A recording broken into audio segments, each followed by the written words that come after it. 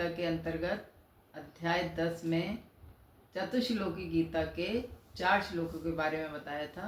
श्लोक नंबर 8, 9, 10 और 11, जिसमें भगवान श्री कृष्ण ने स्वयं अर्जुन को इन चतुश्लोकी गीता के बारे में ज्ञान दिया था। तो भगवान ने जब बोलना ज्ञान दिया, उसके पश्चात अर्जुन क्या कहते हैं उसके बारे में आज मैं 12, 13 और 14 श्लोक, यही भगवत गीता के अध्याय 10 के 12, 13, 14 श्लोकों के बारे में बताऊंगी। जिसमें 12 और 13 श्लोक में क्या है वो मैं आपको बताना चाहती हूँ। तो श्लोक 12, 13 है, परम ब्रह्म परम धाम पवित्रम परमम भवान पुरुषम शाश्वतम दिव्यम आदि देवम अजम विभुम। फिर श्लोक नंबर 13 है, आहुष्टया मृष्या स्वया सर्वे देवर्षि नारदस्तथा असितो देवलो व्यासा स्वयं चैव ब्रवीषि में। इन श्लोकों का अर्थ है, भगवत गीता के अनुसार अर्जुन ने कहा, आप परम भगवान, परम धाम, परम पवित्र, परम सत्य हैं। आप नित्य, दिव्य, आदि पुरुष, शाश्वत, अजन्मा तथा महानतम हैं। नारद, असित, देवल तथा व्यास जैसे ऋषि आपके इस सत्य की पुष्टि करते हैं और अब आप स्वयं भी मुझसे प्रकट में कह रहे हैं। इन बातों का मतलब है कि भगवान ने जब इतना ज्ञान दिया जब अर्जुन को, तो अर्जुन इतना खुश हो गए, इतना ज़्यादा भगवान के परम ब्रह्म रूप को समझ गए और उन्होंने ऐसे बोला कि आप ही सब कुछ हैं, आप परम भगवान हैं, परम धाम है, परम क्या कहते हैं कि शाश्वत हैं, अजन्मा हैं, आपका कभी जन्म हुआ ना मृत्यु होती, आप ही सब कुछ हैं। और जो ऋषि हैं, जो कि ऋषि मुनि हैं, नारद, असित, व्यास आदि जो हैं, वो भी आप ही के बारे में ऐसा ही बोलते हैं जैसा कि आप बता रहे हैं। तो इसका मतलब क्या हुआ कि भगवान की वाणी है ये। भगवत गीता में जो भगवान ने कहा है वही बात समस्त ऋषि मुनि और जितने भी देवगण हैं या जितने भी ये बड़े बड़े महात्मा हैं, वो सारे नारद जी जैसे, व्यास जी जैसे ऋषि मुनि सारे इसी बात को कहते हैं जो कि भगवान स्वयं में अभी प्रकट कर रहे हैं। इस बात की पुष्टि यहाँ पर अर्जुन कर रहे हैं। तो आगे अब तात्पर्य में श्री प्रभुपाद जी बताते हैं कि अर्जुन की सारी शंकाएं जाती रहीं। जब भगवान ने चतुश्लोकी गीता का उपदेश दिया, उसके बाद अर्जुन की सारी जितनी भी शंकाएं थी, जो मन में उनके भ्रम फैल रहे थे और जो क्वेश्चन करते थे वो भगवान से, तो वो अर्जुन की सारी शंकाएं जाती रहीं और उन्होंने कृष्ण को भगवान स्वीकार कर लिया। उसने तुरंत ही उद्घोष किया, वो जोर से बोले और खूब खुश होकर के बोल रहे कि आप ही परम ब्रह्म हैं, आप ही सब कुछ हैं। इसके पूर्व कृष्ण कह चुके हैं पहले भी कि वो प्रत्येक वस्तु तथा प्रत्येक प्राणी के आदि कारण हैं, मतलब प्रत्येक देवता तथा प्रत्येक मनुष्य उन पर आश्रित है। तो ये भगवान पहले ही बोल चुके हैं। तो अब भगवत कृपा से अर्जुन ने परम सत्य रूप में स्वीकार कर रहा है, जो वैदिक आदेशों के सर्वथा अनुरूप है। ऐसा नहीं है कि परम सखा होने के कारण अर्जुन कृष्ण की चाटुकारी करते हुए उन्हें परम सत्य भगवान कह रहे हैं। मतलब क्या है, वो तो सखा हैं अर्जुन तो भगवान के। तो ऐसा नहीं है कि वो भगवान के मित्र हैं इसलिए भगवान के बारे में वो अच्छी तरह बखान कर रहे हैं कि भगवान खुश हो जाएं। बल्कि क्या है, इन 2 श्लोकों में अर्जुन ने जो भी कहा है उसकी पुष्टि वैदिक सत्य द्वारा भी होती है।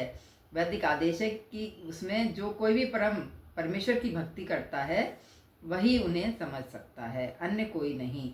इन श्लोकों में अर्जुन द्वारा कहे गए शब्द वैदिक आदेशों द्वारा पुष्ट होते हैं। मतलब जो कह रहे हैं अर्जुन कि मैंने व्यास से, ऋषि से, असित, देवल इत्यादि जितने भी ऋषि मुनि हैं उनसे मैंने आपके बारे में इस बात की पुष्टि करी थी। मतलब कि वो जो कह रहे थे वही आप भी कह रहे हैं। तो इसका मतलब क्या हुआ कि वही आदेशों द्वारा पुष्ट होते हैं जो कि अब अर्जुन भगवान से कह रहे हैं। तो अब कृष्ण का ये निरंतर चिंतन स्मरणम है, माने याद रखने योग्य है। जो भक्ति की नव भक्ति के द्वारा ही मनुष्य कृष्ण की स्थिति को समझ सकता है और इस भौतिक देह से छुटकारा पा सकता है। मतलब क्या है कि भक्ति ही एक ऐसी चीज़ है जिससे कि हम भगवान को समझ सकते हैं और कृष्ण भक्ति के बिना हम भगवान को नहीं जान सकते हैं। तो यहाँ पर अब क्या होता है, कृष्ण भगवान हैं और मनुष्य को चाहिए कि वे निरंतर उनका ध्यान करते हुए उनके दिव्य संबंध स्थापित करें। मतलब जब इतनी बात समझ में आ गई कि भक्ति के द्वारा ही हम भगवान को प्राप्त कर सकते हैं, तो हमें क्या करना है, उनका निरंतर चिंतन करना है और उनसे क्या करना है, दिव्य संबंध अपना स्थापित करना है। तो वे परम अस्तित्व हैं, वे समस्त शारीरिक इच्छाओं तथा जन्म मरण से मुक्त हैं। तो यहाँ पर भगवान खुद ही बता रहे हैं, चौथे अध्याय में ही बताया है। प्रभुपाद जी कहते हैं कि भगवान स्वयं कह रहे हैं कि यद्यपि मैं अजन्मा हूँ, किंतु धर्म की स्थापना के लिए इस पृथ्वी पर प्रकट होता हूँ। वे परम पुरुष हैं, उनका कोई कारण नहीं है, क्योंकि वे समस्त कारणों के कारण हैं और सब कुछ उन्हीं से उद्भूत है। ऐसा पूर्ण ज्ञान केवल भगवत कृपा से ही प्राप्त होता है। कैसा ज्ञान प्राप्त होता है? प्रभुपाद जी कह रहे हैं कि भगवान परम पुरुष हैं और पूर्ण हैं, उससे बड़ा कोई नहीं है। क्यों नहीं है? क्योंकि वे परम पुरुष हैं, है ना। जब वो समस्त कारणों के कारण है, ऐसा भी अभी पिछले श्लोक में, चतुश्लोकी गीता में ही भगवान ने खुद कहा है। तो वे सब कुछ उन्हीं से उद्भूत है, जब ऐसा पूर्ण ज्ञान भगवत कृपा से प्राप्त होता है।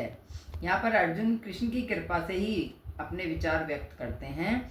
यदि हम भगवत गीता को समझना चाहते हैं तो हम इन दोनों श्लोकों के कथन को स्वीकार करना होगा। यदि हम भगवत गीता को जानना चाहते हैं तो ये अर्जुन द्वारा कहे गए ये दोनों श्लोक इतने महत्वपूर्ण हैं कि हमें इनको समझना चाहिए, क्योंकि इसमें अर्जुन ने स्वयं समझने के पश्चात भगवान के द्वारा जब उन्होंने चतुश्लोकी गीता के श्लोकों को सुना तो उनका ज्ञान जो है जागृत हुआ। उन्होंने भगवान को परम ब्रह्म करके बताया। तो भगवत गीता को समझना चाहते हैं तो हमें इन दोनों श्लोकों के कथनों को स्वीकार करना होगा। ये परंपरा प्रणाली कहलाती है, अर्थात गुरु परंपरा को मानना। यहाँ पर कौन है? गुरु भगवान कृष्ण है और अर्जुन शिष्य हैं। तो भगवान कृष्ण गुरु परंपरा प्रणाली से अर्जुन को गीता का उपदेश दे रहे हैं। तो परंपरा प्रणाली के बिना भगवत गीता को समझ पाना बड़ा मुश्किल है, नहीं समझा जा सकता है। तो इस तरह से यहाँ पर ये जो भी स्वीकारोक्ति अर्जुन ने की है ना, वो क्या है कि वो पूर्ण शरणागति एक तरह से भगवान के प्रति हो गए हैं और उनको परम ब्रह्म के रूप में, अभी तक तो उनके सखा थे, पर अब इस ज्ञान के पश्चात अर्जुन जो है भगवान को परम ब्रह्म के रूप में स्वीकार करते हैं। तो इन चतुश्लोकी गीता के पश्चात जब अर्जुन ने इस बात की स्वीकारोक्ति की कि आप ही परम ब्रह्म हैं, तो यहाँ पर अर्जुन के द्वारा कहे गए ये दो श्लोक बहुत महत्वपूर्ण हैं। और अभी एक श्लोक और है, वो मैं अगली कक्षा में अभी बताऊंगी। हरे कृष्णा कृष्णा कृष्णा हरे हरे, हरे राम राम राम हरे हरे।